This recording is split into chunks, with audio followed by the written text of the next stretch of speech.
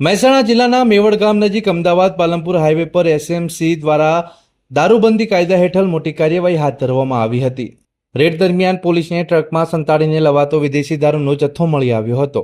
પોલીસે કુલ 850 બોક્સમાં ભરેલી 22,773 IMFL બોટલો કબજે કરી છે, જેની કિંમત અંદાજે 1,10,78,149 થાય છે. ઉપરાંત દારૂની હેરાફેરીમાં ઉપયોગમાં લેવાયેલ આઈસર ટ્રક, 2 મોબાઈલ ફોન, પશુઆહારની બેગો અને રોકડ રકમ સહિત કુલ 1,26,13,89નો મુદ્દામાલ જપ્ત કરવામાં આવ્યો છે. ઝડપાયેલા દારૂમાં royal stag, royal challenge, Tuborg અને કિંગફિશર જેવી બ્રાન્ડની બોટલો સામેલ છે, જે પર for sale in Punjab only લખેલું હોવાનું પણ સામે આવ્યું છે. આ કેસમાં ટ્રક ચાલકની ધરપકડ કરી તેને મહેસાણા તાલુકા પોલીસને સોંપવામાં આવ્યો છે, જ્યારે દારૂના સપ્લાયર, ટ્રક માલિક અને રાજકોટના રિસીવરને વોન્ટેડ જાહેર કરવામાં આવ્યો છે.